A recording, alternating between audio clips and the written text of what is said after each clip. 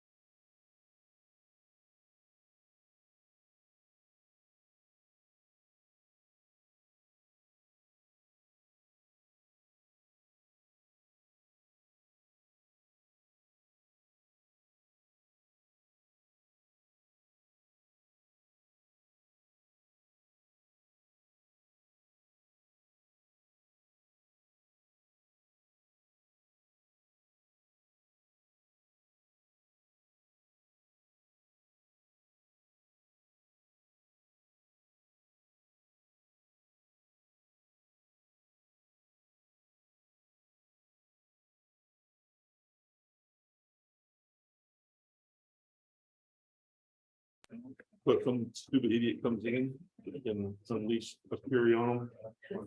Usually that I take, you know. Yeah, one more minute. No, we don't. It's time. I got 6:01. Go make. Those Peter. timepieces are broken on that I have. Well, welcome. I want to welcome everyone to City Council meeting. Thank you very much for braving whatever the rain is out there now for coming to the meeting. And at this time, don't pay attention to that clock back there. It is wrong. So we're going to go by Lauren's watch because my watch is wrong too. So we can just do a motion to adjourn and be done with it. Second. Power a couple times. oh, okay. It may be. Good. We just need to reset the clock. It'll all be okay. So at this time, I'd like to call to order the regular city council meeting for June 5th, 2023. The time now is, I'm going to say 6 o'clock. The invocation is going to be by Pastor Courtney White, the twin brother of Coco White, who is a local police officer here. No, don't mistake it. Dr. Pastor Courtney Coco White. If you all would bow your heads. Heavenly Father, thank you for every seat that fills this room today, for each mind and heart that feel the presence of this room. We thank you. We ask your blessings on the people that have been called to lead this great community, that which we live, we work, and we love greatly. I ask that your spirit of excellence lead and guide us all tonight. In your holy son, Jesus' name, amen. Amen. Thank you, Pastor Coco. The Pledge of Allegiance is going to be done by John Ford. And John, what you have taught us has spread throughout the town. I was at an event and they all stood up and said, no comma. Yes. So What Yeah, she's started. talking about for the new faces in the audience is back in 1954, they inserted the phrase "one nation under God." But we get in a bad habit of saying one nation, comma, under God, but it's one nation under God. So that's how we will say it. Thank you. Face the flag. I pledge allegiance to the flag of the United States of America and to the republic for which it stands, one nation under God, indivisible, with liberty and justice for all. Honor the Texas flag. I pledge allegiance to thee, Texas, one state under God, one and indivisible. thank you. See the middle of it. At this time, we will have public comments and receipt of petitions. Anyone will be allowed to speak on any matter other than personnel matters or matters under litigation for a length of time not to exceed 3 minutes. No council or board discussions or questions or actions may take place on a matter until such matter has been placed on the agenda and posted in accordance with the law. Tracy, do you have anyone who has signed up for this particular time? No, ma'am, I do not. Is there anyone here who would like to bring anything to council's attention and speak for 3 minutes? Come forward and take your name and address. Good evening, Mayor and City Council. Amanda Kelly. I'm the market manager for Tomball Farmers Market. My address is 19710 Rippling Brook Lane, Tomball, Texas, 77375. I just wanted to let you guys know, in case anybody had forgotten, David, that in 2 weeks on June the 17th, we are having our 3rd annual dunk tank event to help raise money for our Tomball Heroes and also our Tomball Farmers Markets community garden projects. It's a really great program that we have started and I'm really excited about it. It's kind of like Christmas for me. So everybody come out, dunk somebody or get dunked. We'd really love to see you. It's a really fun day. Okay, that's all I got. And I'm happy to be here. Good to see you. Thank you. Yes.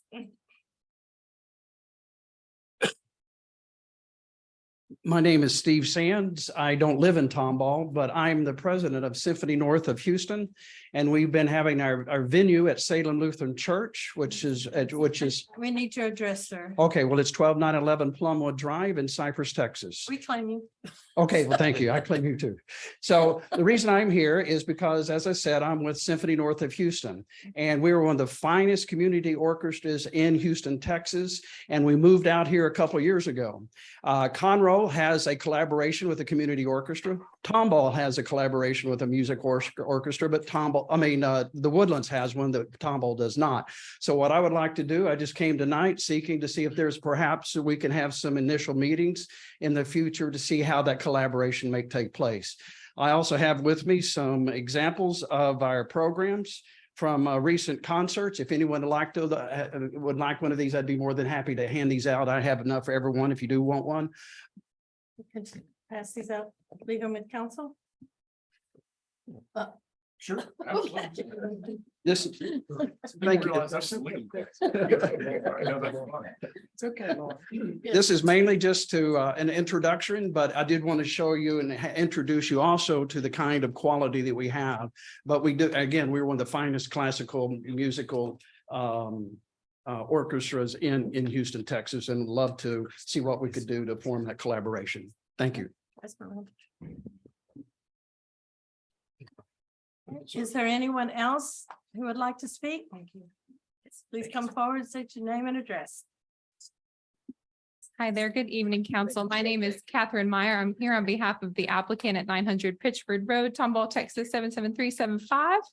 I just wanted to come this evening to personally update you on our open house that we held last week for our proposed battery energy storage project. We acknowledge that it was on a bit of short notice for the community. We sent out written notices by priority mail to over 300 parcel owners. They were received about a week prior to the meeting. Oh, no, I apologize, Jessica. Thank you. And we held it at the Tomball Community Library and had some wonderful Tejas barbecue.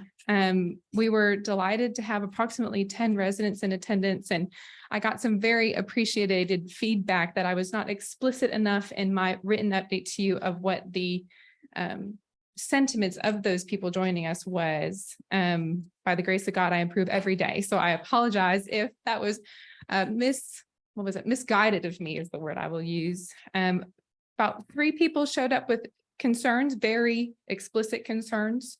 And 2 of the landowners, the land owning entities, arrived, and then the remaining 5 folks were neutral. And we hope by the end of the meeting, we're at least had their hearts softened or excited by the proposal. We flew in all of our project experts to be there to make themselves available to the public. This included the engineer who designed the facility, our fire safety expert that ensures that we're adhering to national fire safety standards, and finally, our transmission engineer that does all the interfacing with CenterPoint and the State Energy Regulatory Commission. So we really tried to make sure that the public had at least one opportunity where they could speak to all of these people. I myself am really just the face of the operation. There's a whole flock of people behind me that inform these decisions and these projects, and we're glad that those members of the public had the opportunity to speak to them.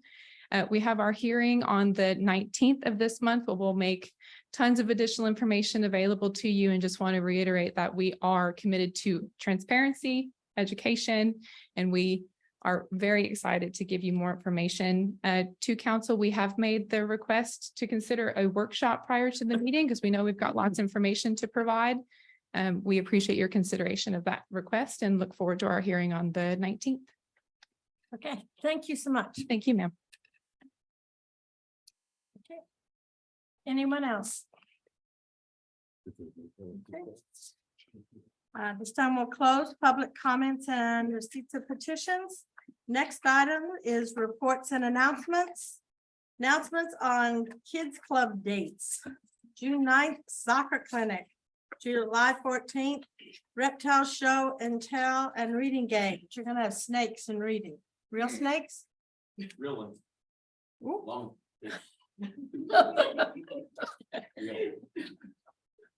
Non-venomous. Okay. He's still fighting. Sounds like fun. Kids will love it. August 11 is learning about emergency vehicles and splash day at Tomball Depot Plaza from And all of these were from 10 to 12. Swim season, Monday's closed, Tuesday through Sunday, it's open, regular season hours. They're on our website, tomballtex.gov. Go to the website. There's lots of information on our website about when the pool is open and when the splash pads are open. The Depot splash pad opened last week, 26th. And then we have reports by city staff and members of council about items in the community of interest on which no action will be taken. Catherine, please come up, let's talk numbers. Everyone's favorite topic, numbers. So tonight I have for you the quarterly financial update for the quarter ending March 31st. Although it's a bit delayed, we had some backlog to work through, but the numbers are good. Okay, good. So starting off with some highlights, sales tax.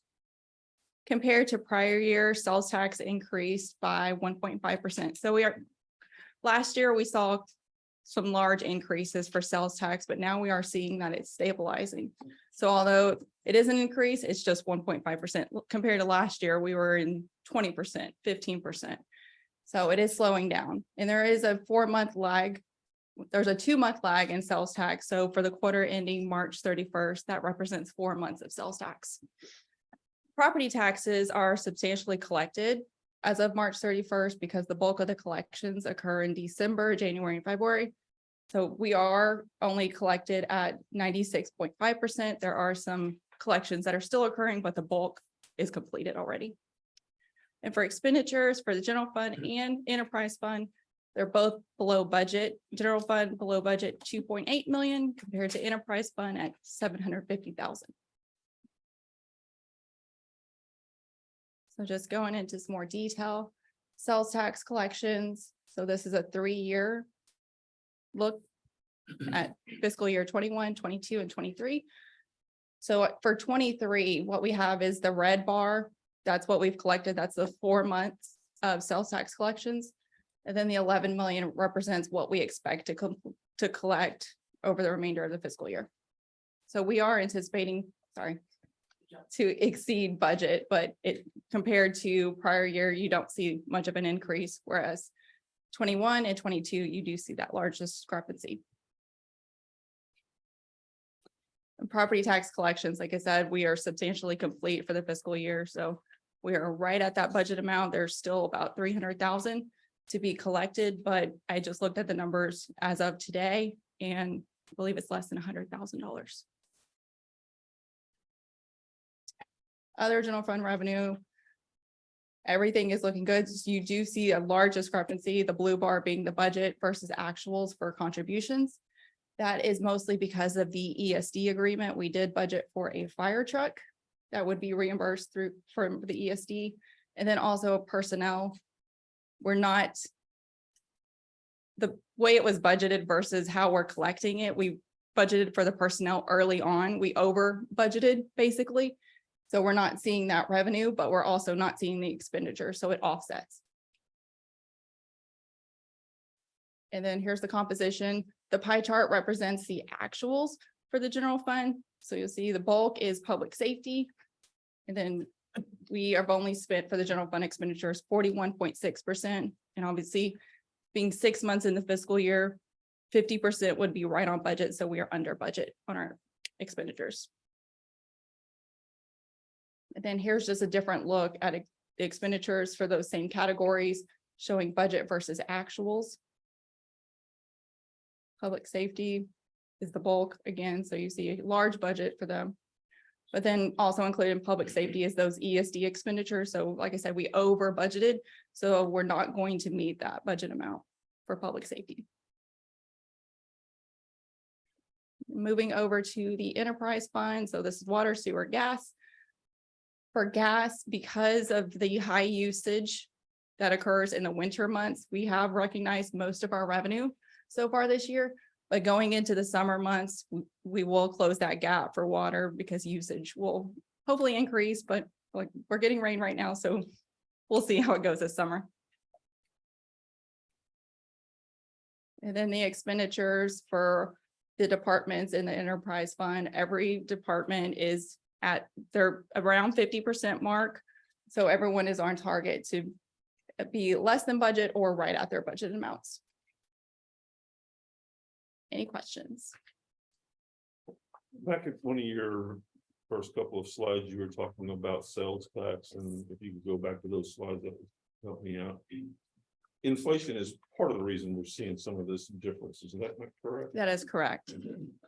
Yeah, we can't make the distinction and piece out what is actual business growth versus inflation, but that is definitely a contributing factor to those increases. Do you think it's a large contributing factor compared to what it's been in the past? I mean. Probably, we're it not was seeing the growth. I'm trying to coinciding. figure out, are we seeing the growth that we have been seeing in the past or not? So if you look on this chart here, and we talk about it because we're sensitive to that. If you look, the jump from 2021 to 2022, that 3 million jump was significant. Exactly. And that outpaced any of the numbers that were being reported for inflation. So I think that a large portion, especially in 2022, was growth related. Good. I think now that it's leveled off, it's a great indicator that we're still at least keeping up with inflation. It does to me look like that the growth has plateaued to a certain extent. It's kind of what I was thinking, but I wanted somebody who's got the expertise to tell us that's what I'm seeing and because we're trying to keep our growth going. That's what keeps our community growing. But with all the new businesses coming in that we read about every day, along 99 and everything, that should keep growing also. Absolutely. And and you're right. That's crucial, especially since we are heavily dependent on sales tax. So big a big sales tax generators like a Costco and that new Quest development down there, it's going to be significant for us to keep that momentum going. The bigger issue, I think, is the fact that the amount of the extra money people have has been diminished. Correct. And that's why it really is plateauing. Well, when we're looking at Macy's and we've got an agreement with them. I don't think we're going to see a whole lot of effect of their sales tax revenue. Right. And their portion is small. For on 20 sales years, tax. right? Okay. And it was a small portion of it anyway, sales tax. And Costco is also, Tax deferred. yeah, so it'll be a couple of years before that kicks in. Yeah, that's what I was Yep. thinking too. Correct. I think y'all will still get 25%. That's true. Right. So right up front, year one, we do get 25% of it. Yeah. And TDC gets 75? No, No. we pledged 100% of ours so that we Oh, could right, do it within a 6-year timeframe. right. Kind of front load and get the incentive. But you also have sent and then Yeah. video it's get Costco. 25% of theirs. Okay. 6 years. Yeah, I think, the definition of growth is not just people, but it's utilizing and giving the services that people need in this economic situation that we have. And- High interest rates, houses going down, jobs. And so we're fortunate, we have a lot of new businesses that will generate revenue and sales tax coming in, but that is also fitting in with what people need now, which is lower prices and ways to make ends meet. So I think we're very fortunate to have that in the city.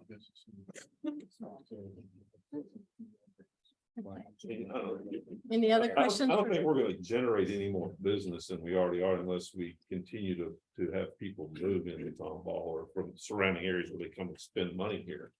We're not going to see the growth that we've been seeing, but we certainly need to make sure that whatever money we're spending right now for infrastructure, especially, is done in the right areas so that when it does come time and then the market does come back, that we have the groundwork done and we can get businesses going again. I think it's pretty good. Some of the stuff that I think we're gonna see positive is there's a lot of growth to the west, but there's no shopping, there's no retail establishments to the west, so they're all coming here or going down to Cy-Fair. We don't collect totals, we don't collect the amount of sales tax from the ETJ that we do from inside the city limits. Is that correct? Am I understanding that right? Correct. We only collect within the city. Within city limits. So all the stuff that's being built outside the city limits, we're not reaping any of the benefits from the sales tax. But we are giving people places to come and shop, which means more people will move here, which means they'll come in here and hopefully spend more money inside the city limits. Just as important is to import those dollars. that much better because you don't have to provide the services for that number of kid count.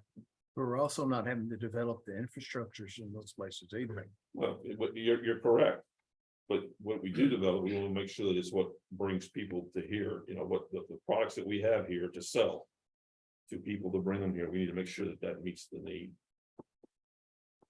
Some of the garden home type stuff is, I think we need to have that here so we can bring some of the older people in. Any other questions? Thank you. All right, under reports and announcements, also, I wanted to announce that summer is when we do a lot of boards and commissions appointments. First ones will be on the 19th of June with the TEDC. So I want to encourage people to sign up for boards and commissions of anything that you are interested in. We keep those applications on file 2 years. It's not just when it's time to appoint. Those applications are on file for 2 years. You can check many boards and commissions that you want to be involved in. That is the pool that is looked at in order to make boards and commissions. I think there's even some blank ones back on the table. Otherwise, you go into our website and print it off, fill it out, and give it to Tracy or send it to Tracy and go from there. But the first boards and commissions appointments start June 19th, and I think August, end of August, most of them are done. So it's our summer projects. Also, I wanted to probably embarrass her terribly, but our own Jessica Rogers left and went to Scotland and came back Jessica Rogers Walker, right? So congratulations. That was a hard secret to keep. I'm glad you only told one person. I wouldn't be good at it. But congratulations. Heck of an elopement. Okay, next item is old business.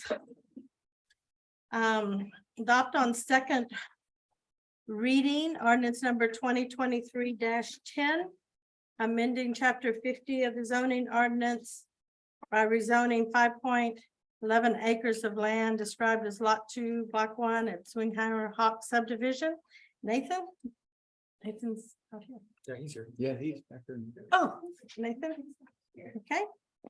Would you like to come up and tell us anything about, any more about this? This is the There's second. nothing else to, I'd be reading. happy to answer any questions. Did anyone have any questions on this from the last council meeting? This is the second reading on the Cherry Street rezoning. Okay, thank you. Did a good job. Thank you. Okay. Is there a motion? Motion. Second? Second. Any discussion? Okay, call for the vote.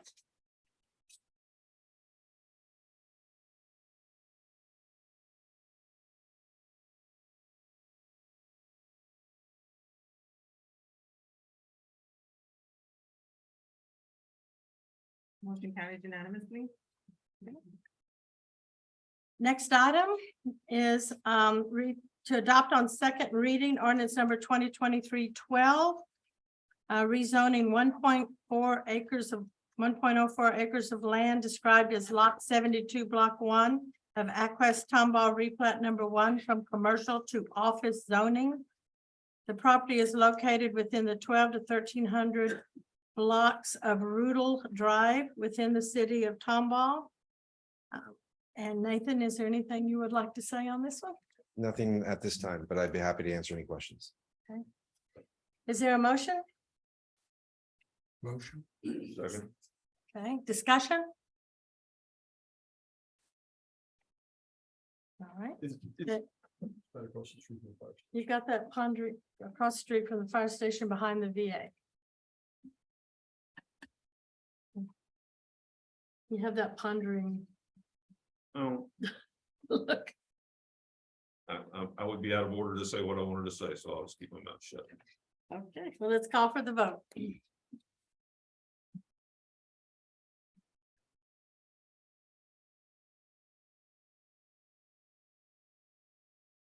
Motion carries unanimously. Okay. The next item is the new business consent agenda. All matters listed under the consent agenda are considered to be routine in nature and will be enacted by one motion. There will be no separate discussion of these items. If the discussion is desired, the item in question will be removed from the consent agenda and will be considered separately. Information concerning consent agenda item is available for public review. Is there anyone on council who wants to remove any of these items on the new business consent agenda for separate discussion? I would like to remove item number 1. The minutes? Yes. Okay. Any other? Okay, then I would like a motion to approve the consent agenda, which consists of items 2, 3, and 4. So moved. Discussion? Okay, call for the vote. No discussion.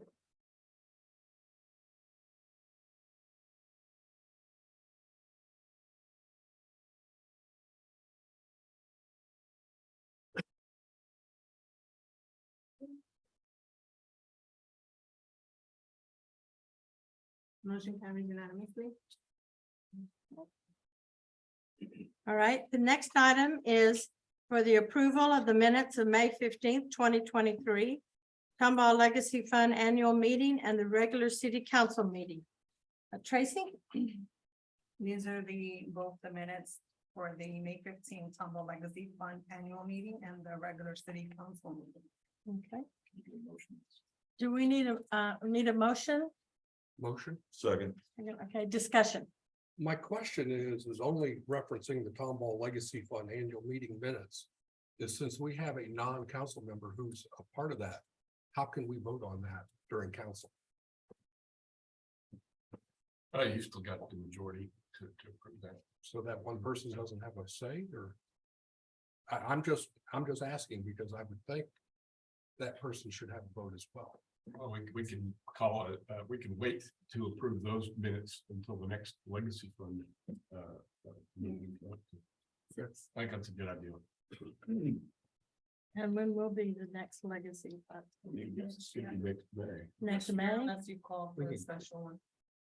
Can we not have it attached to the next regular meeting and have a legacy meeting just prior to our next regular scheduled council meeting? Isn't that the right thing to do? No, I mean, you can, but then you're gonna have another unapproved set of minutes out there. Uh, We, See what I'm saying? if I'm not mistaken, we've done it in the past where we vote to approve the minutes at the next annual meeting. Yeah, that's typically when it's done. I don't Okay. think we have to have a special meeting, because you're always gonna have. Yeah, one we set say, of yeah, unapproved you have it, yeah. Minutes out there. Okay, understood. That's typically how it's done. Okay, So we'll hold the meeting and then So we'll- a year later, we'll hold the vote for the meetings. If anybody can remember what the heck was said or done. Exactly. okay, so we will be voting on the minutes from the Tomball Legacy Fund Annual Meeting until our next annual meeting in May. So I have a motion. Do I need to redo the motion in the second? Just for the regular Just- city council meetings? Yeah, it was Mark's vote. Mark. Holding up, So second. what we need to do now is have a vote on whether or not Mark can amend his motion. That's just to vote on that, and then Mark can amend his motion. We're gonna vote on Mark's amended motion. Okay, so do we have a motion to Don't need a You don't motion. need a motion, you just need a vote. Vote. vote whether Mark can amend his motion Correct. on the minutes? Okay. Call for the vote.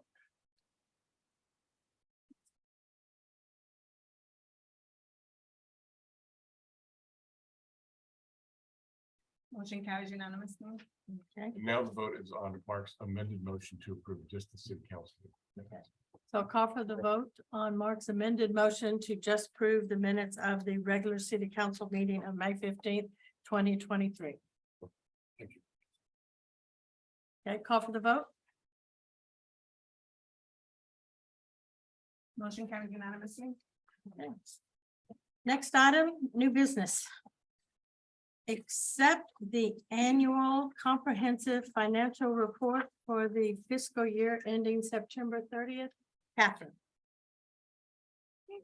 The audit of the financial statements for fiscal year 2022 has concluded, and our auditors are Weaver and Tidwell for the third year. We have Matt Rogers here to discuss the overall approach of the audit and the audit results. Thank you. Would you come up and introduce yourself into the microphone? Thank you. Hi, good evening. Thank you for having me. My name is Matt Rogers. I'm a senior manager with Weaver and Tidwell. I work out of our Conroe office, soon to be Woodlands office, but I've lived close to Tomball and very much enjoy coming around many times throughout the year. So thank you again for having me. We do have a short presentation for you to discuss the results of the financial statement audit for fiscal year 22. Just an overview of Weaver itself. We're a national accounting firm in the top 35 by size. And again, I work for the Conroe office, but since the beginning, Weaver has been very much involved in local governments, local government audits. And since the beginning of my first year in the profession, I've worked primarily with local governments and on local government audits, advisory work, things like that. But we also have, other advisory groups that work with forensics and litigations and IT assistants, things like that. So just an overview of the audit process. We're conducting the financial statement audits in accordance with what we call generally accepted auditing standards, or GAS. And we also perform the audit in accordance with what's called generally accepted government auditing standards, which we call GAGAS. That's a kind of above and beyond. It's a more stringent set of accounting standards that apply to local and state governments. You'll see in red, I also put that we also audit in accordance with what we call uniform guidance.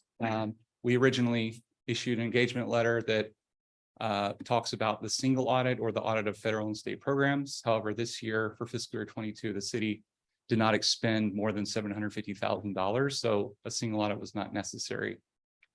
However, it may be necessary in the future, depending on the amount of the coronavirus local and state fiscal recovery funds. I think I got that right. Depending on how much of that gets spent in future years, may result in a single audit or compliance audit. So we use a risk-based approach. Under a financial statement audit, we're not auditing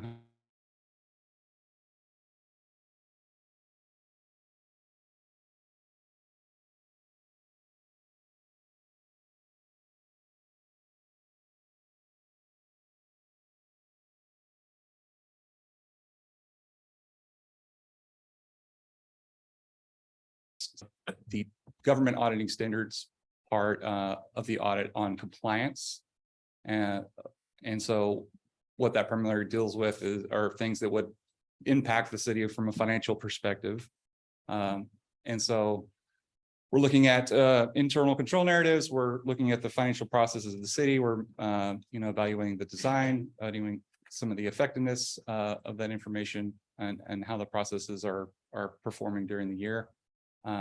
We're also performing substantive testing. So we're looking at bank reconciliations. We're looking at GL details. We're tying things out. We're putting a lot of these accounts under a pretty big microscope.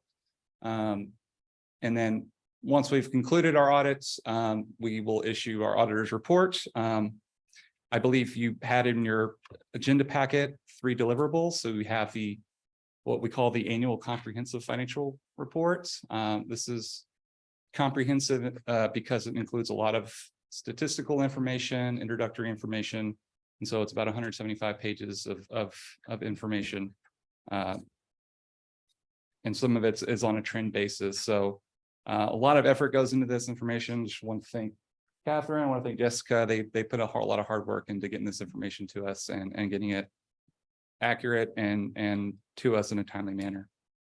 You also have a separate what we call it the government auditing standards report. So this is just basically the result of the yellow book or the government auditing standards portion of the engagement. So anytime you have any internal control deficiencies that are material or significant, or if you have any material findings from a compliance standpoint, we have that included in this letter.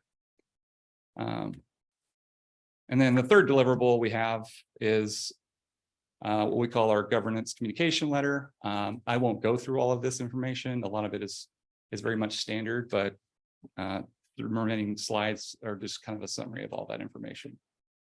So for the financial statement audits, we've issued what we call an unmodified opinion, or also a clean opinion. An unmodified opinion is the highest level of assurance you can receive in a financial statement audit. So again, third year in a row, an unmodified opinion. We did have one finding for under the internal controls over financial reporting, which I'll go over here in a second. And we did not have any material instances of noncompliance to report. And so the finding for this year, you're probably all very much aware of the cybersecurity incident.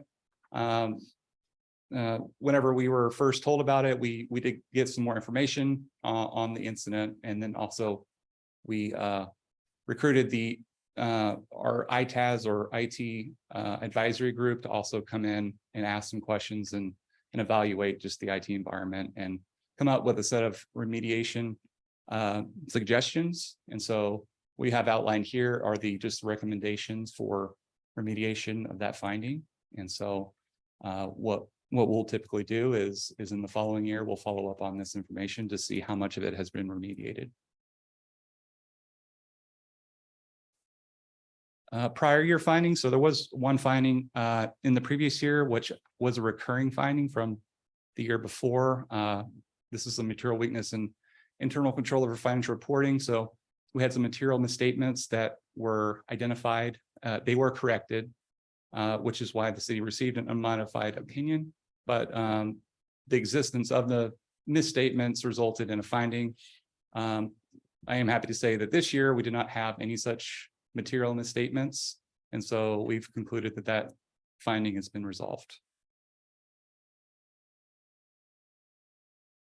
So this is just a very high level summary of the financial statements. And I apologize for for how small it is, but what you're seeing here is actually just part of the management discussion and analysis portion of the comprehensive financial statements. And so this is going to give you a year-over-year analysis of the city's financial operations. And you'll see here, there's the governmental activities, the business type activities. Business type activities includes the city's water and sewer operations. The governmental activities includes essentially everything else. And this also includes long-term assets and long-term liabilities, which other parts of the financial statements do not. This is just a schedule of the city's long-term liabilities.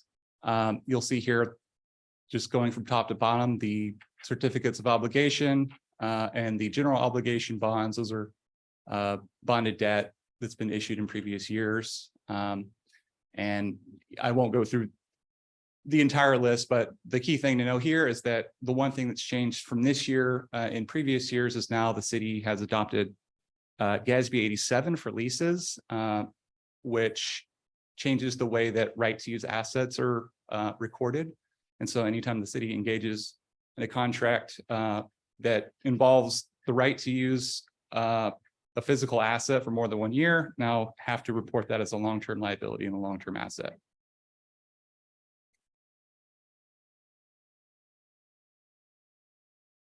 This slide is a 5-year trend of the general funds, the revenues and expenditures. You'll see here that it's trending upward, and on the fund balance portion here, a key performance indicator for most local governments is looking at your total and unassigned fund balance as a measure of total expenditures for the most recent year. And you'll see here that that also is trending upward. And I believe the city's policy is to try to maintain at least 25% of general fund balance. And so you can see here that this past year in fiscal year 22, you've exceeded 100%. So the general fund is well funded from a financial perspective. General fund expenditures, just a year over year analysis of where the money is going in the general fund. you can see it's remained pretty consistent year over year in terms of general government expenditures, public safety, public works.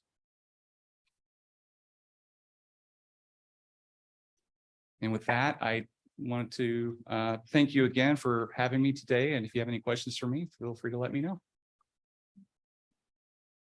Thank you very much. So, any questions? Can you, a good audit and sound financial practices also help to increase our bond rating this year? That, Kathy, can we talk about that? Well, and it was S&P, correct? Or Moody's? It was Moody's, yes. So Moody's does a reaffirm, and so they have reaffirmed our bond rating that did get upgraded about a year ago. Right. Yes, yeah, A2. A2. Right, we are one from the top bond rating that you can get, and having sound financial practices and clean audits and great books, that's a big part of getting a bond upgrade. And the reason that's important to the city is that if we ever do go out for bond ratings, we pay less interest. It costs us less. So your city is run very well. We thank all of our employees and everyone that participates in our auditors too. Thank you, Catherine. Thank you for having me.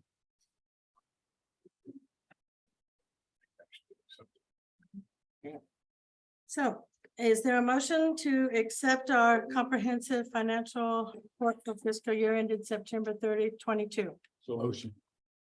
Okay, second? Okay, good. Any discussion? Okay, let's call for the vote.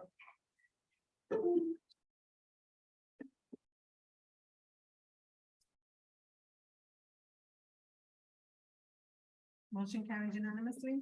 Okay.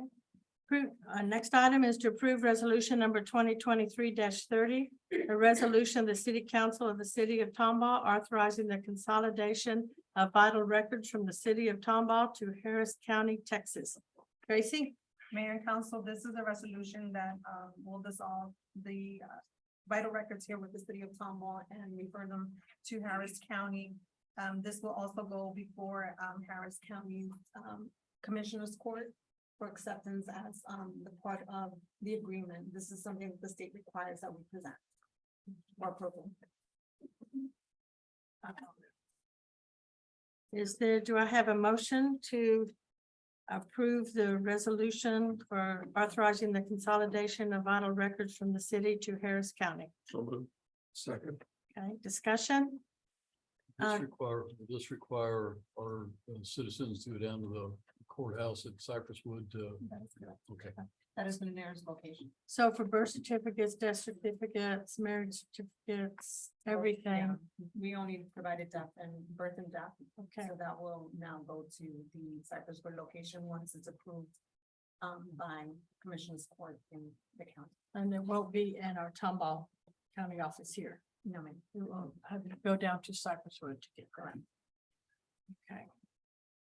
All right, and when will it be on Commissioner's Court? Do you know? No, ma'am, I do not. I have a call with them tomorrow morning at 10. That's an email that I can send out to everyone in council, letting you know if we have a date scheduled to go before the Commissioner's Court. Okay. In there. Just to confirm, this is being done because of the computer system that the state uses is not up to par. Because of our hacking situation, it is in our best interest to not participate in this program anymore so that they cannot get into our system any longer because of the computer system that the state still uses, which is outdated. The state system is The not public needs to understand that. That is not something that we're trying to take away from them. We can't afford to be tied to it. Thank you. Yes, Harris County has a strong, a better system than our. I would assume so. I'm not sure, ma'am. I'm not sure. Let them take the hack. All right. I don't know how Harris County systems is, but I assume it must be better than the state. Is that right? Councilman? I don't know. I have no idea. Just, we can't afford to be tied to it anymore. Okay. All right, any other discussion? Let's call for the vote.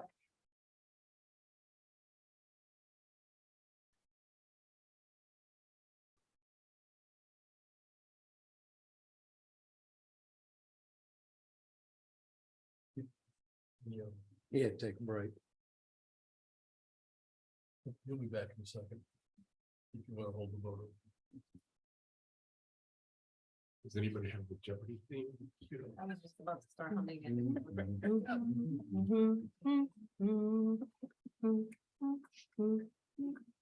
We all clap when he comes back in. Yes, when it comes back in, let's all clap. No. Now you want to take the lead on that? Okay. Well, any more discussion? The only thing we can discuss is the validation of the vital records.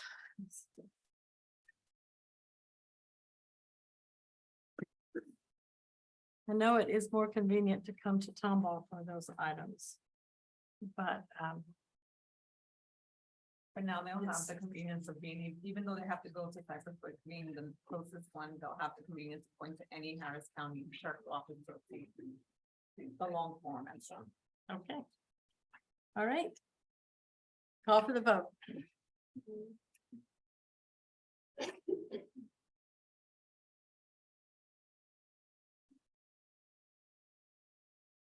Motion carries unanimously. Next item is adopt on first reading ordinance number 2023-18. Ordinance of the city of Tomball amending section 2-326 of its code of ordinances.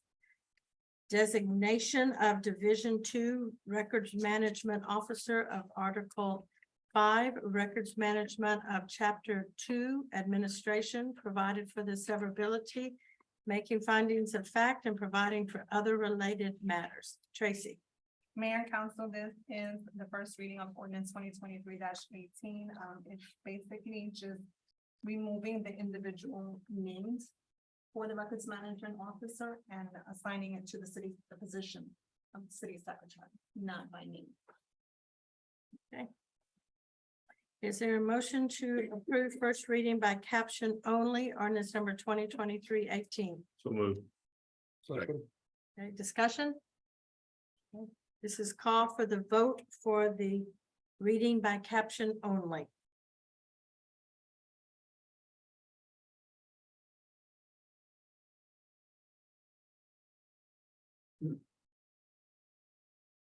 Motion carries unanimously. Ordinance number 2023-18, an ordinance of the city of Tomball, Texas, amending section 2-326 of its code of ordinances, designated of Division 2 Records Management Officer. So Article 5, Records Management of Chapter 2 Administration, providing for severability, making findings of fact, and providing for other related matters. Okay. Next item is when to approve. Says by caption only, ordinance number 2023-18. No. But we've already done that. Correct. We're gonna adopt. So we need to, Daria wasn't following. So the next motion is to adopt the ordinance number 2023-18. So moved. Second. Okay, discussion? All right, call for the vote.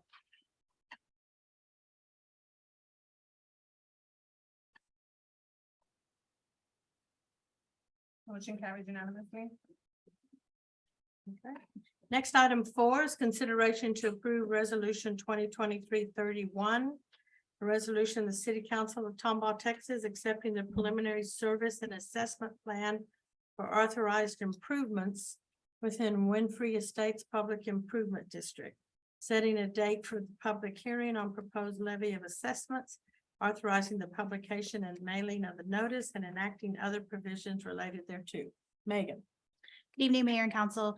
This item would be to accept the preliminary service and assessment plan for Winfrey Estates and call for the public hearing scheduled for July 3rd. The development is moving along at the expected pace, and they are installing everything based on the approved development agreement. They do anticipate to sell bonds by the end of this year. Okay. Is there a motion to approve resolution 2023-31? Motion. Second. Discussion? Let's call for the vote.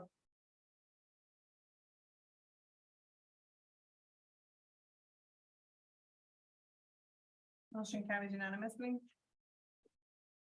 Number 5, approve the Tomball Economic Development Corporation 2023-24 Strategic Work Plan. Kelly?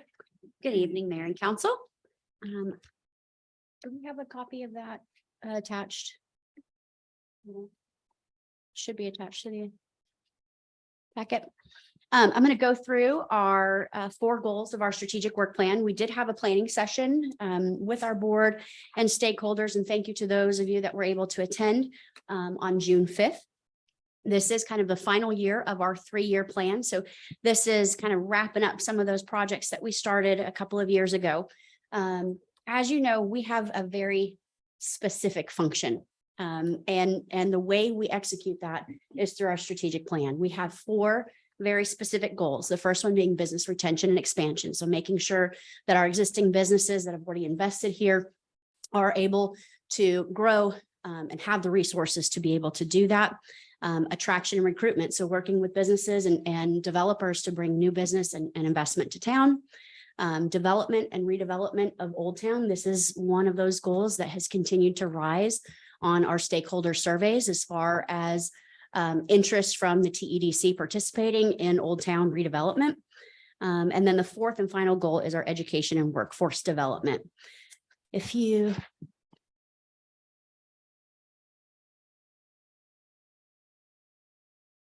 I don't know. Okay, thank you. Probably is on the way. On our first goal of BRNE, so that's really to continually engage and assist in the success of our local businesses. We have a goal to conduct 12 on-site BRNE visits per quarter, so it's a total of 48 per year. We do an annual online survey. We are continuing to support our Grow Tomball initiative, which really highlights our local businesses. This kind of started a couple of years ago when we started talking about how do we really tell the story of Tomball in a way that's creative and doesn't just get lost in the stories of every other town. And one way we found that was very well received was our video success stories. I think I had sent an email to all of you that had the Tejas video as well as Kinsley Armel. Honestly, we've had such good feedback on those videos, and it tells a story that none of us could tell. You know, it gives you an idea of what the business climate is and the community is in Tomball. And so we're looking at continuing to develop some more success stories. We're looking at highlighting 2 local businesses this next year, and then also to continue to really kind of expand our reach. So utilizing platforms that we kind of historically haven't really utilized, like YouTube. We've been much more active on social media. If you follow the EDC page, you see that we are definitely a lot more active. We've had a lot more engagement on social media. So that's been really exciting to watch. We also are planning to do 2 networking events as well as our annual luncheon. The annual luncheon, we've moved to the fall, so you'll be getting notification of that fairly soon. We are in the planning stages. The Made in Tomball initiative. So this is a strategic partnership between the EDC and Visit Tomball. This is really to help promote and encourage the kind of that local organic product that is being developed here in Tomball. We've been fortunate to have Amanda Kelly with the Farmers Market be involved in that with us and really provide kind of feedback on how do we structure this? What does this look like? What is the value for the businesses? So you'll see there'll be logos that will be put on products. The product has to be a minimum of 80% made in Tomball for it to qualify, but they'll have a logo. They also have marketing opportunities through that. We'll do professional photographs. So it really will be kind of a marketing initiative to really help kind of showcase what we have here in Tomball. So I'm really excited about that. If you look on the Visit Tomball website, there is a Made in Tomball page, and we've already gotten 1 applicant. So I'm excited about that. And then really looking to continue to explore programming and financial incentives. You know, the incentives kind of continue to change as we go through each project. You know, things are a little bit different. We're looking at different mechanisms like a TERS and a TIF and, you know, alternative mechanisms for helping to maybe encourage some of that reinvestment, particularly in Old Town. So we're looking at a lot of those kind of options, and I'll talk a little bit about that more when I get to goal 3. Under goal 2, which is attraction and recruitment, really looking at how we update and enhance our marketing efforts and branding efforts. And again, trying to be creative in how we tell that story. You know, you have a lot of communities say we've got great quality of life, we've got great schools, we have a great small town next to big city amenities. That's pretty much the story of every small town. So how do we tell that in a way that catches attention? And I think we're doing a pretty good job of that with utilizing our social media and other platforms. Continuing to work with our local business community, our brokers, realtors. Those really are kind of our frontline connections with a lot of the companies that we are looking at bringing to Tomball. Supporting infill and redevelopment opportunities and attracting new private sector investment. And then again, as I mentioned, exploring different public financing tools like a TERS to help support some of the infrastructure improvements that are desperately needed in certain areas. Also looking at how we support local and emerging entrepreneurs. So workshops that emphasize financial literacy, business management, marketing. We talked about this before in several of our past workshops. And how do we reach those businesses that really need it? And through our partnerships, like with the Tomball Farmers Market, we've been able to kind of come together and have some of those workshops to help reach some people that we maybe traditionally would not necessarily be the direct connection for. We are looking at creating a formal incentive policy that will be brought to the board as well as City Council for approval. We are starting, obviously, as we grow, we are starting to, I think, get into a place where we need a little bit more criteria on our end for the projects that we're going to incentivize. And so we want to put a little bit of structure to that portion of our work. And then direct marketing campaigns. So this will be directed to our target industries that are on our website. Those are essentially kind of a one-page marketing summary that we send out to either the hiring manager, the CEO, whoever we can reach at those companies, but that will be based on the target industry analysis that we did specific for Tomball. Goal 3 is development and redevelopment of Old Town. And this is really to continue to partner with the city on projects like the alleyways, parking, wayfinding. We will be installing signs on the parking lots in the First Baptist Church. And those will be kind of your welcome to downtown Tomball. Parking is provided for free so that people know that they are able to park there and go to the stores that are around. Really looking at how do we minimize disruption with the alleyway projects. Obviously, that's critical, and trying to work with our merchants, work with our public works, as well as our contractors on this process. So really trying to make sure that we are ahead of that and get the word out, whether that is detour information, whether that is trying to help provide marketing. Those are things that we're going to be working on over this next year. And then continue to plan for and improve parking and pedestrian access. So obviously looking at needed improvements, where does it make the most sense for parking lots, parking facilities, wayfinding. We are looking at trying to really kick off the planning process for the First Baptist Church. We know we have about a 3-year planning horizon because we are leasing the church back to First Baptist. And so we are really kind of analyzing initially what is the best and highest use for that site? What makes the most sense for Tomball? What are the needs, not just for downtown, but our community? And so we're excited about some of the renderings that we'll be able to bring to you fairly soon, just to show kind of some of the concepts that we're vetting. As far as our South Live Oak project, this year, our goal is to create a project and financing plan to kick that off. So we are looking at a phased project for South Live Oak. The larger building, that one is leased, that's leased to Amoresco Solar. We just renewed their lease for another 3 years. So the first phase will be the smaller building. We are working with several developers that have an interest in the site. I will say that we are not clamoring to move the project unless we have a developer that really sees our vision and gets what we are trying to accomplish here. So we are being very thoughtful with this project. And to be honest with you, it's generating income. So it's not one that's sitting there vacant where we have to, worry about getting somebody in there right away. We're really trying to be very thoughtful and deliberate about how this project redevelops. And that's the Live Oak project? Yes.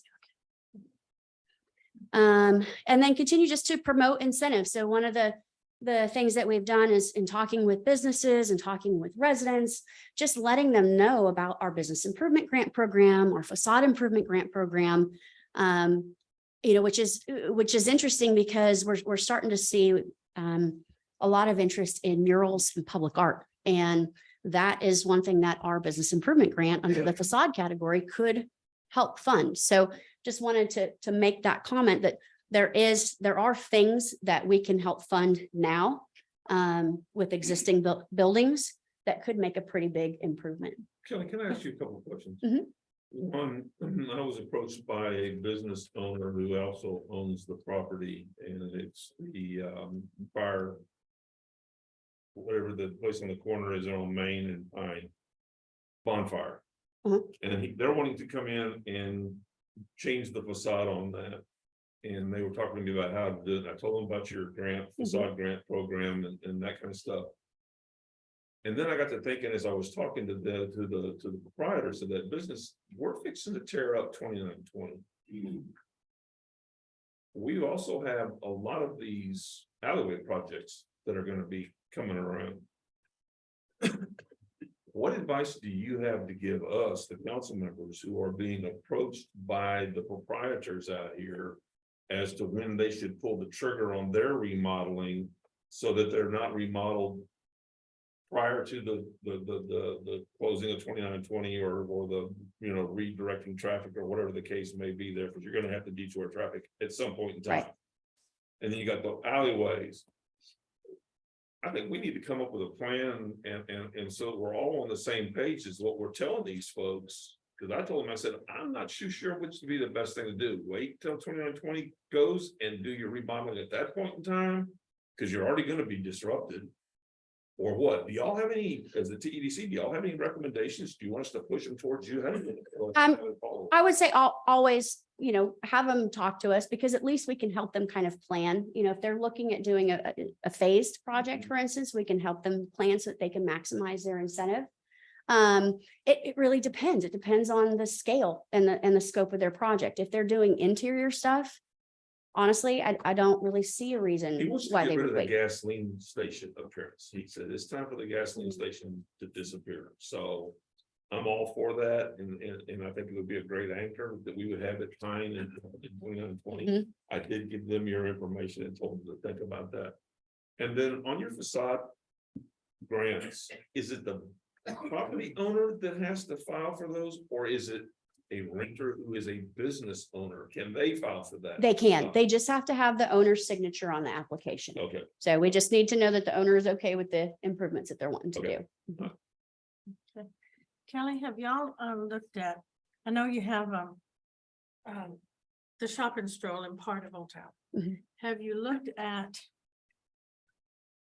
trying to put something together to come up with helping our businesses on all of Main Street, from Baker to Chick-fil-A to Baker and Baker to across where Old Town ends? Uh-huh. Because it's a much broader area than just the 2 to 3 blocks. Mhm.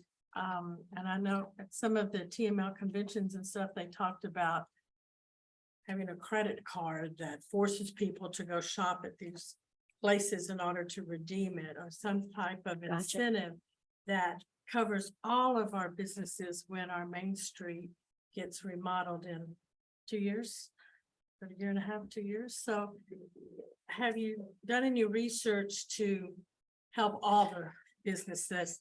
'Cause As it's far gonna as- affect a lot of us, a lot of our businesses from not only our cute little old town, but Yep. the iced tea company. And by the way, thank you very much for the iced tea, HTO. As far as a program or an event, we have not. The Business Improvement Grant Program and Facade Improvement Grant Program, they do expand. Facade Improvement Grant is specific to downtown because we're able to help with some of the interior stuff. But the Business Improvement Grant Program is citywide, so they can be anywhere in the city and apply for that. So they're still eligible to get the same incentive as somebody in downtown. But as far as any kind of programming, we haven't, but I'd be happy to visit with you a little bit about that. Yeah, I think it may be time to have a program you don't have yet.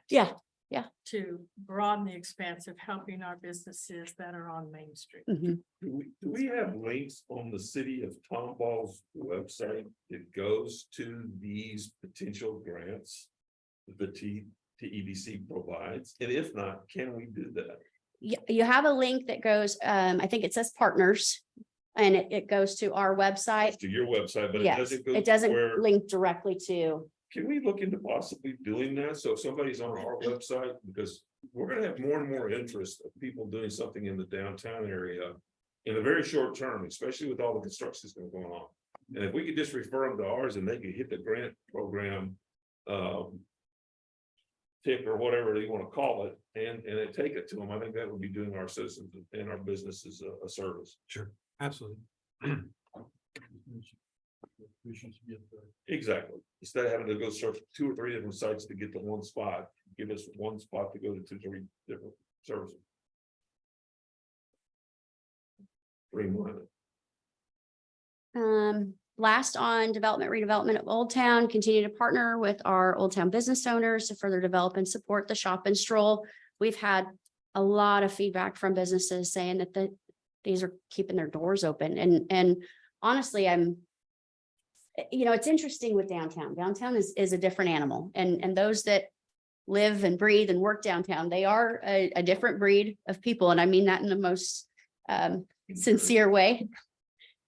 But it is challenging, right? Everybody is passionate about downtown, and they're passionate about their business. And so it is challenging, trying to do a program or something like that, where you've got to kind of get everybody on board.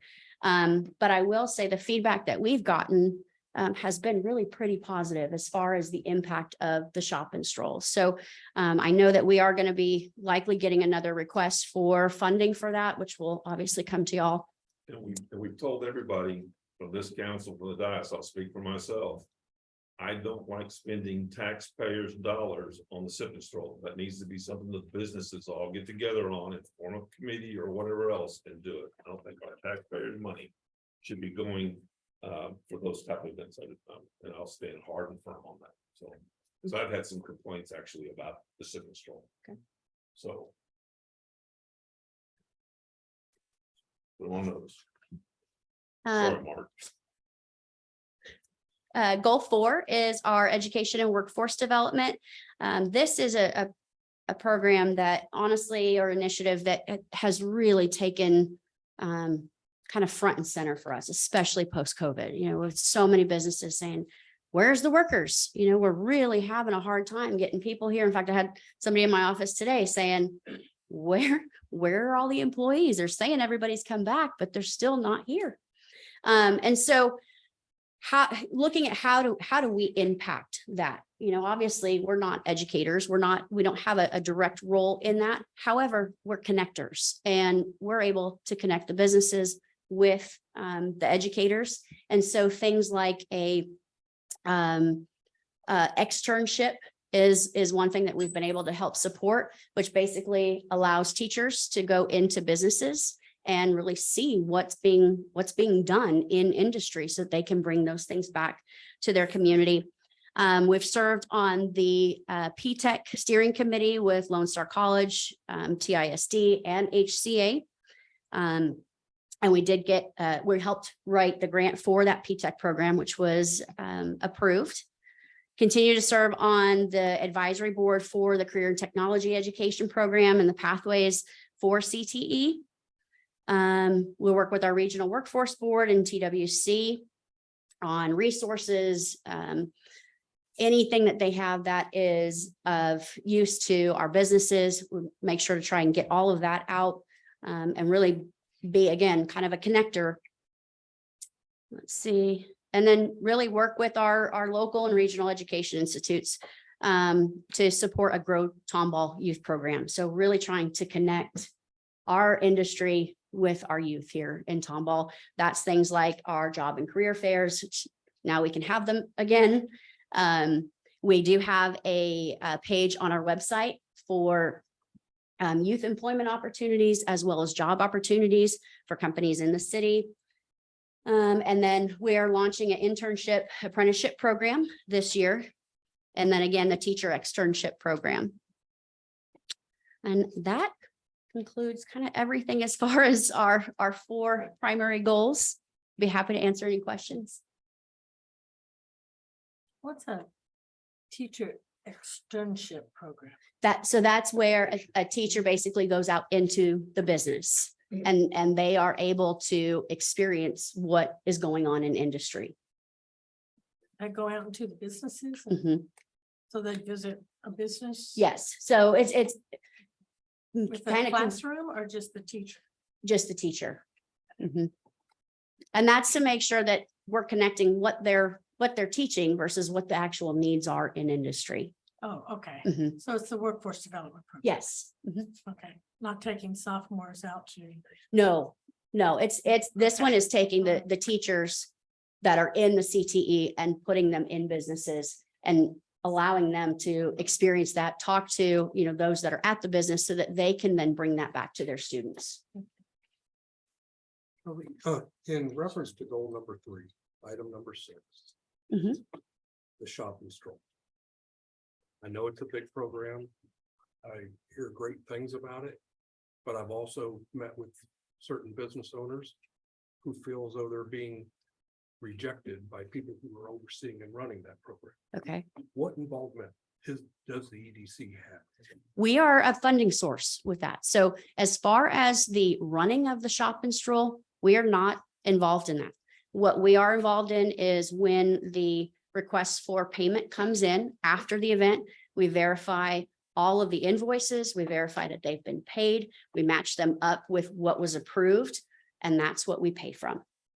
Okay, because I just, I know that they're trying to get other organizations in town because they do not want to form their own committee. I was very adamant last year when I voted for it. Unless they got their own committee and had their own board, I would not support that program anymore. Mhm. I still stand by it. Okay. And because I do not feel, it's a shame that downtown business owners cannot come together I agree. and work together. Yeah. They may look at themselves as competitors, but they're not. Yeah. They would all work together. They're bringing people to this area. Yeah. That would benefit them all. Mhm. So I know what I'm saying will probably be, I'll be scrutinized for it, so be it. I'm fine with that. But I will not support it unless they form their committee. Understood. And Kelly, I think I walked streets and talked to every business owner down there. Mhm. And it's just personality conflicts It is. strictly. Yeah. And you've got 3 people that don't like the person's running it. And she doesn't get, so you've got the issues going on there. Yeah. I've talked to them I'm like Derek about the drinking. And I told them one way they could do it is do a colored wristband. Then we get 3 tickets to that colored wristband. And if they tear it off, it's over with, so they can't switch them. Mhm. Or 2 drinks, something to control it. I know Chief Burke, he stays down there and walks around the whole time. So he keeps an eye on what's going on. You Mhm. know, it's not official, but he's just doing his public safety works. But I know we need to keep it some way. There's a lot of those ladies down there that tell you straight to your face, if we don't keep it, we'll be going under. Yeah. And that's not even doing to Main Street. That's strictly, they get more money that night than they do any other night. Mhm. But you've got to work with somebody down there to get them with it, because they're not gonna come together. I tried to talk to them. I tried Yeah. to barter with them, Same. and you know where I'm coming from Yeah. It's very challenging. and everything. Yeah. I asked David, I think I asked David, I asked somebody if the city could do it, if we don't have enough people to do it. No. And the reality is we'd end up spending more. Yeah. You know, I mean, we have somebody that is willing to do it, that has the expertise in it. But And then you look at other communities that are doing, I mean, some of them, they are paying a company to produce it, which, you know, you're probably talking $10,000 an event just to do that. It's, yeah. I know this is one of those, it's tough and I don't have the answer for it. I don't know what well, the answer I couldn't is. come up with one. I've tried my best to Yeah. talk to all of them and I mean, there's one group that doesn't like the drinking at all. Mhm. That she does not like the sip part of the stroll. Right. And everything. But Well, we maybe- need to work up something. Kelly, maybe this can be part of the overall, bringing in Olive Town from Baker to Elm Mhm. and coming up with different programs to help bring the business, to force the business back into Old Town. And then also from Baker, the other side, because those businesses have a completely different. Yeah. But Mayor, as long as the person that's running right now, there's 3 down there, or they're not gonna go along with anything. Yeah, and I mean, I get an I- email probably I once a enjoy week, the- where, did you know she followed through this and this? but I've reached an age, I don't sip a lot. So Well, it's- I'm like Derek. And, but I shop a lot, and so it was, I enjoyed being down there, with that, but the sipping part of it was not part of. You know, we just didn't participate in any of that because it was hot too. So, but it's looking at something that brings business into our town. And I don't know what it is. I know we picked up several ideas at the convention that other towns have done. I know the Sip and Stroll is now companies that go around and you pay money. Round Rock did it. There's several businesses. There's a lot of small towns that are doing it. And there's an organization that you pay money to do. And maybe that would, maybe contacting them and seeing what their parameters are. If it's more of a shop, because they don't make money on the sip, but they do make money on the shop. Mhm. And maybe it's, I don't know exactly what all they do. They're all called sip and strolls. But there's several cities in the hill country we went to, there's down in the valley now. And so it's some company that does that. And maybe it is something that look at that. That's what could be brought to council to be more inclusive of the downtown area and run by a separate organization. Gotcha. I know that there's a company, the Katy Sip and Stroll, they use a company, I think it's called Vine and Time, Yeah. that sets it up. And people that go, you have to buy a ticket. And I want to say it's $55 or $65 a ticket. And that's how they make their money for paying for their service. Yeah, there's several I know up in the hill country. It's very popular. And you know, doing some Caves, research, some of them are, you know, kind of sponsored by chambers. Some of them are sponsored by their downtown group. It seems like it's kind of a mix as far as how communities do it. What the answer is, I don't know. I honestly don't. I think it is.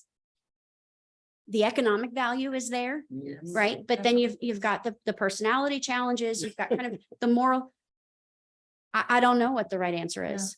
Maybe we have a historical group. And then we have a Four Corners group. Right. So what are their needs and what do they want, and getting them to get together and communicate, because they're each different. Mhm. It's 2 different groups. Mhm. That would be good. I don't know. how you facilitate. Well, I don't know. we'll look into seeing what we can do to be more inclusive of the overall. Yeah. That would be great, I know. Because, Councilman, where we're all right, when the roads start, when the alleyways start, when the road starts, we have 2 to 3 years of disruption. Yeah. And so we need to have something in place before that in order to bring people, force people to come back. Mhm. One of the deals that said you give people $100 credit card, or they buy a credit card and they can only be redeemed at these stores. Mhm. People will go a long way to Mhm. not lose a dime on a credit card. Yeah. I was talking to someone who recently went to Scotland. I won't mention any names, but they have a real neat deal over there. They mandate that you have a designated driver. And that the designated driver, it's a package and it has a sip of all the different libations that they have available, but it's in a sealed packet. And it's not openable until they get home. If they get caught with it at home, there's zero tolerance, I believe I was told, for that kind of thing. Maybe that's something we ought to think about here, is if you're gonna have this flip and stroll, you're gonna have a designated driver for everything. Folks, it's not that I'm against drinking. I'm not. I'm against killing people. That's it. I'm against watching these people out here on these streets killing individuals. And until you work in a fire department or a police department and you're out on those scenes at all hours of the night and you're watching dead people inside of vehicles, you don't understand it. I promise you don't. You do one time, and like I said, that's my big deal is I'm not against drinking. I'm against people drinking and driving, period. Now, I did not see, when I was down there in property, I didn't see a lot of inebriated people. Now, of course, we were gone by 9 o'clock and there were still a lot of people that were at certain places that may have later on, but the shop's closed, the shopping's over, we're done. We're home. So, while I was out, I didn't see a lot, but I probably, Chief Burt could say if there was any issues on sip and strolls after 10 o'clock. Speak on that as well. Please. Yes. I'm sorry, Kelly, do we need to vote on this? Yes, please. Yeah, we need to vote on that. Then we get his. That's what. There we go. Well, and that's really not on the agenda. It's really not on the agenda, so maybe before that comes up, you can be put on the agenda Put to it on the speak agenda on it, next week. or whenever it's gonna come up. It doesn't come up for a while, I don't think. It'd Not till probably be fall. August, I think is Right. when. That's Okay. right. All right, so Kelly, thank you very much. Thank you. Always informative. So is there a motion to approve the Tomball Economic Development Corporation Strategic Work Plan? Motion. Second. Okay, any more discussion? Call for the vote.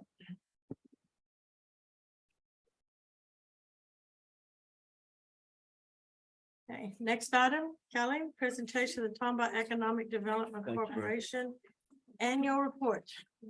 I think we, oh, sorry, call for the vote.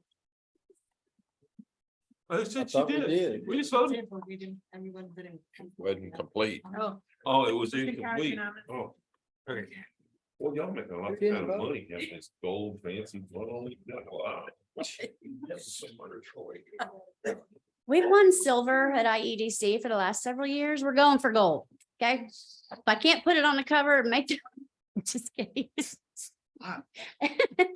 what do our audit reports look like? No, honestly, we're every year we really try when we put together our annual report to put together something that the board, the council, that the community is going to be proud of. And it's interesting because I've had several people in the past, call and they want copies because it's like a coffee table book almost. The hospital is one they asked for copies to give to all of their physicians and their staff. So thought that was, kind of a nice little compliment with regard to what we've put together. I'm not going to go through all of the detail, but I do want to just kind of hit on some of the main points. So as far as our project grants, so those are grants for infrastructure, relocation of companies. Those are grants that come before the board and the council. So we approved 13 project grants. The projects will result in over 367,000 square feet of space, 174 jobs to be created, and 31 jobs relocated. The TEDC investment for those 13 projects is over 2.1 million, but the capital investment for those projects is 32 million. You can see that there's a list of the projects, and those do include the several projects that we approved for city parks and the wastewater treatment plant. On the next page, under the business improvement grants, we helped 43 businesses. The categories for property, landscaping, facade, and signage, you can see are all listed out. The bulk of it has gone to property improvements. Total project investment on the private side is over 2.8 million. So when you look at our essential, $350,000 that we allocate for the business improvement grant to see the return in those dollars, really what we're finding is people, they end up spending more because they feel like their dollars going a little bit more as they're getting some of it back. I did want to point out Manna Bread. They are kind of our spotlight because they did a phenomenal job on that building. And they took advantage of our business improvement grant program. On the next page, our business and technology park, I do want to announce we just got notice that I think this is the third year in a row we were awarded or recognized as a top 10 industrial park. We made number 10 once again, so that was very exciting, especially when we're in kind of the category with 1,000-acre industrial parks. So we did sell our final lot in the park. We are completely sold out. So 15 businesses have located in the park. Total private capital investment is over 85 million. Total square footage to be constructed is 658,000 with the HCAD valuation of over 60 million and 568 jobs created. I'm very excited to wrap that project up. You will see the 18-acre tract, which is the one we just sold that's across from Holscher. There's a company going in there. They are called Metal Zinc and Walsh Industries. It's actually two companies that are going to be housed in one building that'll be about 200,000 square feet. Metal Zinc does HVAC components and Walsh Industries is more on kind of the engineering side. So kind of distribution, manufacturing, all of that under that one. On the next page, you can see our Made in Tomball. That logo has been updated. And it does include now a star right where Tomball would be. That was one of the comments that we got back when we had our strategic planning session. And so that has been updated. Unfortunately, it was after this had to go out. But you can see, obviously, like I said, a strategic partnership between Visit Tomball and TEDC. And it's really to promote. It's kind of a marketing initiative to promote our local products. As far as Old Town, you can see, obviously, we've made some headway with regard to the design of the amenity package. We did approve the design contract. And so we are hopefully right in line with the city as far as that kind of coming right at the tail end of the civil stuff being done. And I know Drew said they'll be starting in a couple of weeks and about a year-long process.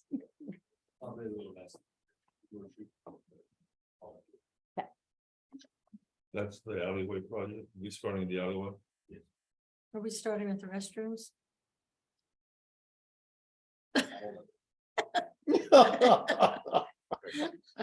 Expanded. Politician.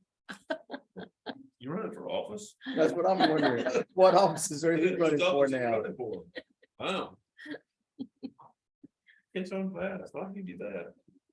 And obviously, as you see, as you go through the book, it's very much tied to our 4 goals. Everything is in line with that. So the Grow Tomball, obviously, as I said, it's really to kind of highlight and promote local businesses.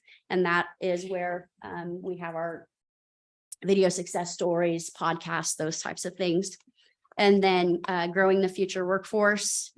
And well, I'm not going to say what I was going to say. We are looking forward to the next EDC, Texas EDC meeting, because they'll announce award recipients for the Workforce Development Awards. Not sure that we will get one, but I'm pretty confident that we might. We'll just put it that way. But really excited, honestly, to be a part of that program. I was big say, she's writing everything down right now. Yeah. I mean, she's typing the hardest she Yeah. can. Do not, So, can I make a suggestion, seriously? Turn this into a stinking calendar. So that when we send it out to businesses or whatever the case may be, you've got all these neat things on the top pages and a calendar I below. like that. People won't be throwing it away. Yeah, no, that's a great idea. Turn something like this into a calendar. This is beautiful, Thank you. absolutely stunning. Thank you. We're very pleased. And like I said, each year, you know, we try to do a little bit better than the year before. I will say Tori and Tiffany in my office work their tails off on getting this done, and they do a phenomenal job. The projects and development page, obviously that just goes through a few of our projects. I will say Della Casa Pasta, unfortunately, they found that there's some challenges with the building that they are purchasing, so they are no longer going to be able to purchase it. So we are looking to try and find them another location in town. So just kind of heads up on that one. Mm.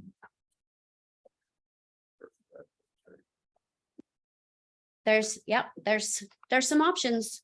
I mean, it's got a full kitchen. Mhm, They got 3 years. mhm. Yeah, we can, I don't think we have a problem with the kitchen. I don't think we have a problem at all. The other thing I will note with First Baptist, that I did get to mention at our First Friday luncheon, was the idea kind of came up as far as, you know, what do we turn that into? What does that become? What does, you know, what makes the most sense? And you know, the idea of its location, right? Being so close to the museum center, and, you know, maybe that becomes kind of a cultural and arts district. How that ends up developing, I don't know, but for us, looking at, you know, how do we create something that really is an asset to downtown, and utilize the space that we have. One of the ideas that came out of that was the 1949 chapel becoming like an artist gallery. But, you know, Da Vinci's came in and met with us, obviously, right after we had closed. And, you know, honestly, the idea of that being able to be an art gallery or an artist kind of workshop, to open up, you know, and have those stained glass windows, and at night, if it's lit, it would glow. I mean, I think it would be absolutely phenomenal to have something like that there, and the tie-in with the museum center, you know, because right now it's just kind of, you know, in the back corner. You know, the people on F Street, and I don't know what the street is that goes next to the church on the other side of it. They're taking those homes and turning them into cottages and spending good money on them. We need to make sure that we include them in discussion. I have met with them. So that they can have some input as to what's going on, because there's a lot of people that put their entire nest egg in their Yes. houses, and they're concerned, and Yes. rightfully so. So. The ones that came and spoke several times, I reached out to them, sent them a letter, Good. invited them in. So 2 of them have come in. I went through the overview, talked about it. And I think when they saw the article in the paper, you know, and they heard retail, Yeah, you know, they're thinking very commercial right. versus retail in our minds for downtown being very much mom and pop. Right. So I think once we had a chance to sit down and kind of show them what our ideas are and what we're thinking, they were much more supportive of it. Okay. And in fact, one of them, she was not a happy camper when she came in, and by the end of it, she hugged me. So I would say that it was a pretty positive meeting. But again, you know, making sure that they're aware that we are sensitive to the fact that there's homes there, and we Right. don't want those homes to go away. No. You know, we need the residents. So, you know, I think being proactive, being able to reach out and say, hey, this is what we're wanting to do, and we want you included, goes a long way. You know, we do a, what, 300 foot now, I believe it is that right? We do a 300 foot radius around something that is gonna be developed. Maybe we need, in this case, in this particular case, we need to be looking at a 500 foot or even a 600 foot area around that property. Because if you look, and I don't know if y'all drive over there by the church or anything else, but there's a lot of new homes that are going up, but they're keeping the old time Yep. feel. Yep. Yeah, 25 foot wide lots and those kind of things. We need to get those people's input as well. Mhm. And we need to do that anywhere that we're doing development, is get their input, because we want those areas to continue to develop. That's what's gonna bring young families back here, guys. They're here. But there's gonna be more if we continue to do what we're doing. So it's a good thing. And what we plan to do, as we kind of wrap up our initial feasibility and have something to show, because I think unless you have something that you can show people, imaginations go everywhere. And so I think as we wrap that up, what we want to do is have a series of public meetings that are open to anybody so that we can really kind of have that discussion of what is it that you want to see there? What is it that you absolutely don't want there? And go through that process. To me, that church site more than any site has to have that public input and that public process. Thank you for saying that, because so many times people look at public meetings like the decision has been made and we're just trying to sell you on something. Right. Exactly. And that's what we don't want with anything in this town. Right. So city cannot do that, get their input, because when it came out that it was going to be outdoor music venue. Not the No, church. No, yeah. not the church. Well, anything. down Yeah, there. gotcha. So that was we had I had a lot of calls on that. And I said, Gotcha. we don't know anything yet. It's Exactly. leased back for 3 years. We don't know anything, but Yep. people who have built their lives around there need to bring that in. And Mhm. I think that is a comforting piece to turn that chapel into an art gallery. Yeah. I think it's super exciting, honestly. Chill bumps up me. Well, and it keeps the structure intact. And to me, that's important. that's something, I mean, people have memories history. there and they, there's attachment to that. And Yeah. to utilize it as something that could help support kind of this, kind of budding artist culture that we're seeing here is, I think, a really viable idea for that site. Okay. There is no vote on that. But is there any questions Kelly, for Kelly? I wanna. One question on that property that was that northernmost lot that we had all the discussions about the Yes. barrier and all that. Has that moved? Is that still under? So Chuck Nixon, who was the buyer, he did withdraw his offer. We have another buyer on that. And they're going to adhere to the same standards. So we'll put those in the deed as far as the buffer and the additional setback. That one will be just a straight office warehouse building, very similar to what was going to go in there. But you do have a buyer. that's- Are you talking about on Persimmon? Yes. 'Cause I was lost for a Yeah. second. Okay, Yes. Thank you. Mhm. So And- lot one, which is the one that's closest to Paul Mladenka's property. Yeah, Yes. got it. Mhm. And I just want to congratulate you, your staff and your board particularly. About the work you've done. It's tremendous. Thank you. Keep it up. I think the best is yet to come. We're excited. We got a lot of fun stuff going on and, for us to be able to work with a council that is receptive to the partnership and to be able to move forward on some of these things. I mean, you don't find that in every community. So I want to thank you all for being supportive and really being as visionary as you are to move forward on some of these things. It makes our job a lot of fun. So thank you. Thank Can't wait you, to see Kelly. the calendar. I just cannot wait. I love that idea. Thank you, Kelly.